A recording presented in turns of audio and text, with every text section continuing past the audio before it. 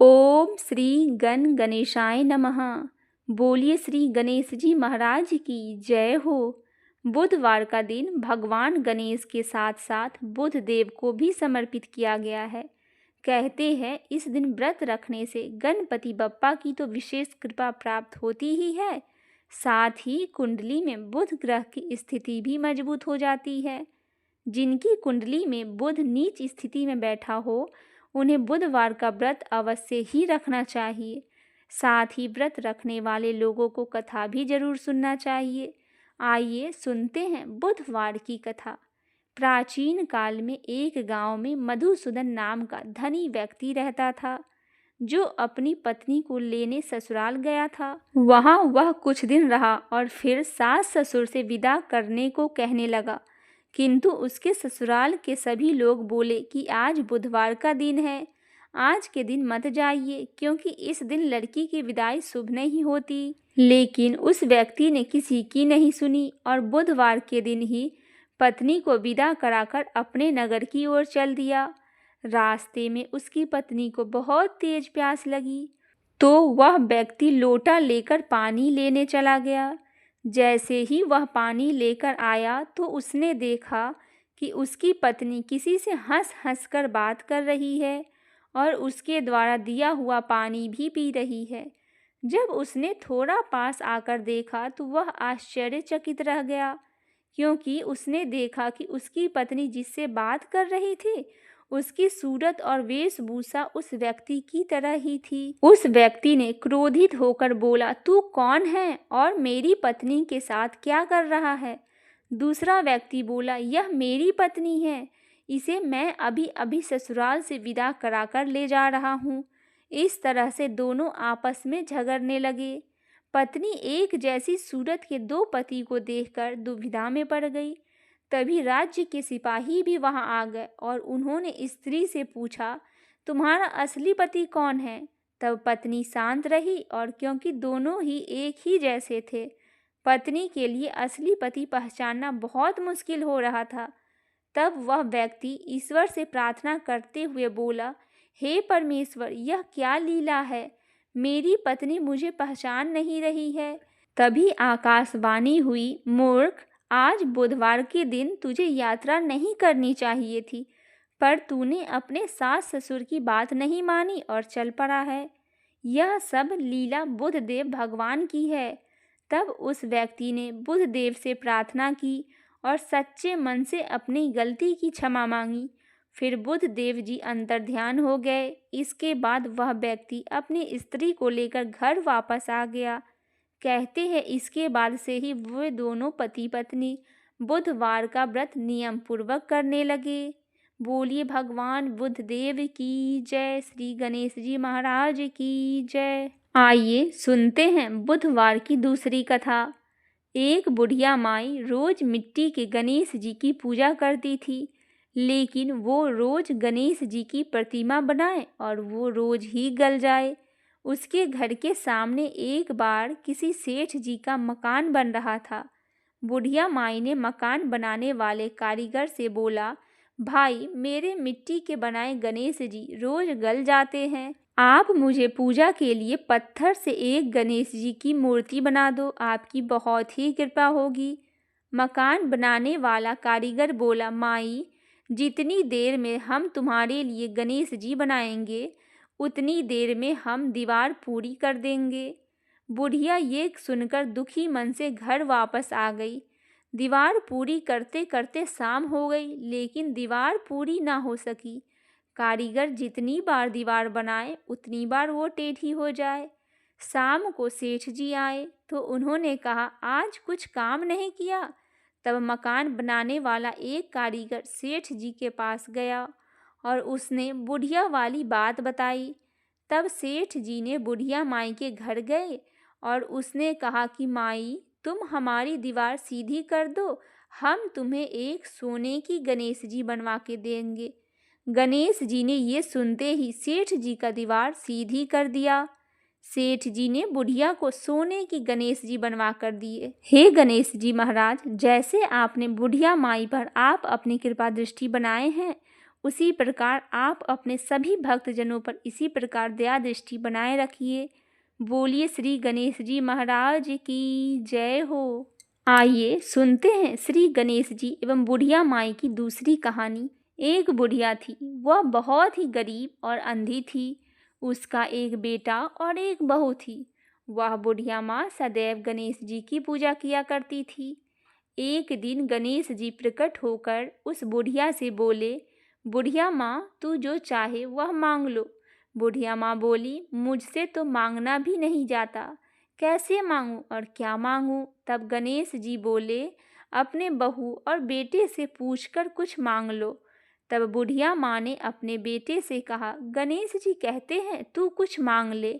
फिर पुत्र ने कहा, माँ तू धन मांग ले। बहू से पूछा तो बहू ने कहा, नाती पोता मांग लो। तब बुढ़िया माँ ने सोचा कि ये तो अपने अपने मतलब की बात कह रहे हैं।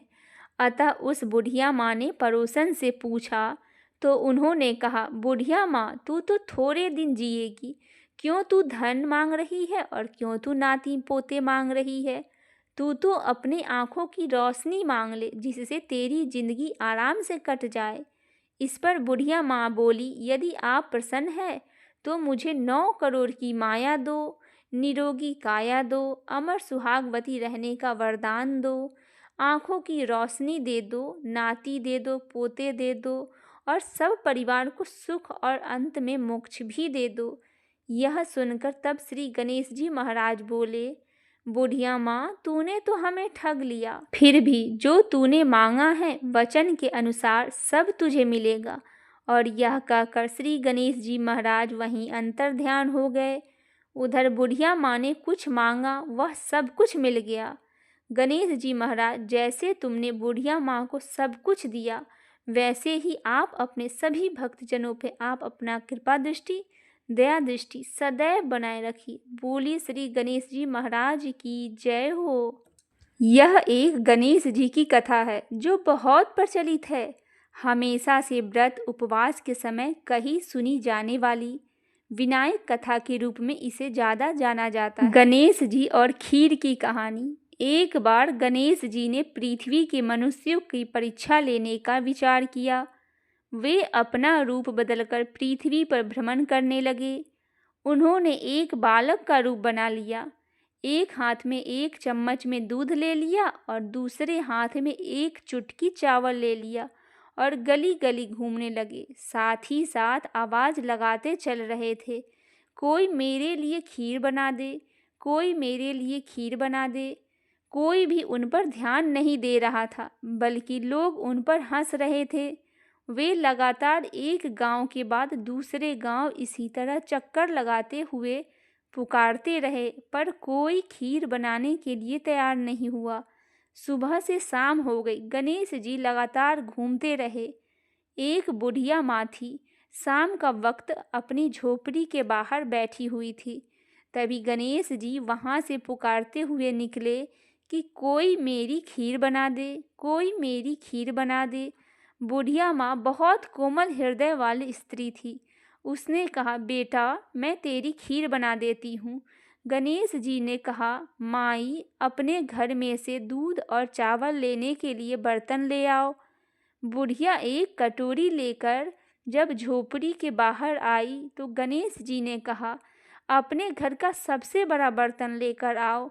बुढ़िया को थोड़ी झुंझलाहट हुई, पर उसने कहा, चलो बच्चे का मन रख लेती हूँ। और अंदर जाकर वह अपने घर से सबसे बड़ा पतीला लेकर बाहर आई। गणेश जी ने चम्मच में से दूध पतीले से उड़ेलना शुरू किया। तब बुढ़िया माँ के आश्चर्य की सीमा न रही जब उसने देखा दूध से पूरा पतीला भर आया। एक के बाद एक वह बर्तन झोपड़ी से बाहर लाती गई और उसमें गणेश जी दूध भरते चले गए। इस तरह से घर के सारे बर्तन दूध से लबालब भर गए। गणेश भगवान ने बुढ़िया से कहा, मैं स्नान करके आता हूँ, तब तक तुम खीर बना लो, मैं वापस आकर खाऊंगा। बुढ़िया माँ ने पूछा, मैं इतनी सारी खीर का क्या करूँगी। इस पर गणपति जी बोले, सारे गांव को दावत दे दो। बुढ़िया ने बड़े प्यार से मन लगाकर खीर बनाई। खीर की भीनी भीनी मीठी मीठी खुशबू चारों दिशाओं में फैल गई। खीर बनाने के बाद वह हर घर में जाकर खीर खाने का न्योता देने लगी। लोग उस पर हंस रहे थे। बुढ़िया के घर खाने को दाना नहीं है और यह सारे गांव को खीर खाने की दावत दे रही है। लोगों को कौतूहल हुआ और खीर की खुशबू से लोग खींचे चले आए। लो, सारा गांव बुढ़िया के घर इकट्ठा हो गया। जब बुढ़िया की बहू को दावत की बात मालूम हुई, तब वह सबसे पहले वहां पहुंच गई। उसने खीर से भरे पतीले को जब देखा तो उसके मुंह में पानी आ गया। उसे बड़ी जोर से भूख लगी हुई थी। उसने एक कटोरी में खीर निकाली और दरवाजे के पीछे बैठकर खाने को तैयार हो गई। इसी बीच एक छींटा गिर गया और गणपति जी को भोग लग गया और वह प्रसन्न हो गए। अब पूरे गांव को खाने की दावत देकर बुढ़िया वापस अपने घर आई तो उसने देखा बालक वापस आ गया था। बुढ़िया माँ ने कहा, बेटा खीर तैयार है, भोग लगा लो। गणपति जी बोले, माँ भोग तो लग चुका है, मेरा पेट पूरी तरह से भर गया है, मैं तृप्त हो चुका हूँ, अब तू खा, अपने परिवार और गांव वाले को खिला। बुढ़िया ने कहा, यह तो बहुत ज़्यादा है, सबका पेट भर जाएगा, इसके बाद भी यह बच जाएगी, उस बची खीर का मैं क्या करूँगी। इस पर गणेश जी बोले, उस बची खीर को रात में अपने घर के चारों कोने पर रख देना। और बुढ़िया माँ ने ऐसा ही किया। जब सारा गांव जी भरकर खीर खा चुका, तब भी ढेर सारी खीर बच गई। उसने उसके पात्रों को अपने घर के चारों तरफ रख दिया। सुबह उठकर उसने क्या देखा, पतीले में खीर के स्थान पर हीरे, जवाहरात और मोती भर गए। वह बहुत खुश हुई। उसकी सारी दरिद्रता दूर हो गई और वह आराम से रहने लगी। उसने गणपति जी का एक भव्य मंदिर बनवाया और साथ में एक बड़ा सा तालाब भी खुदवाया। इस तरह उसका नाम दूर दूर तक प्रसिद्ध हो गया। उस जगह वार्षिक मेला लगने लगा। लोग गणेश जी की कृपा प्राप्त करने के लिए उस स्थान पर पूजा करने और मानता मानने के लिए आने लगे। गणेश जी सबकी मनोकामनाएं पूरी करे। बोलिए श्री गणेश जी महाराज की जय। आइए सुनते हैं गणेश जी की एक और बहुत ही सुंदर सी कथा। एक गांव में माँ बेटी रहती थी। एक दिन वह अपनी माँ से कहने लगी कि गांव के सब लोग गणेश जी की मेला देखने जा रहे हैं, मैं भी मेला देखने जाऊंगी। माँ ने कहा कि वहाँ बहुत भीड़ होगी, कहीं गिर जाओगी तो चोट लग जाएगा। लड़की ने माँ की बात नहीं सुनी और मेला देखने के लिए चल पड़ी। माँ ने जाने से पहले बेटी को 2 लड्डू दिए और एक घंटी में पानी दिया। माँ ने कहा कि एक लड्डू तो गणेश जी को खिला देना और थोड़ा पानी पिला देना, दूसरा लड्डू तुम खा लेना और बचा हुआ पानी भी पी लेना। लड़की मेले में चली गई। मेला खत्म होने पर सभी गांव वाले वापस आ गए, लेकिन लड़की वापस नहीं आई।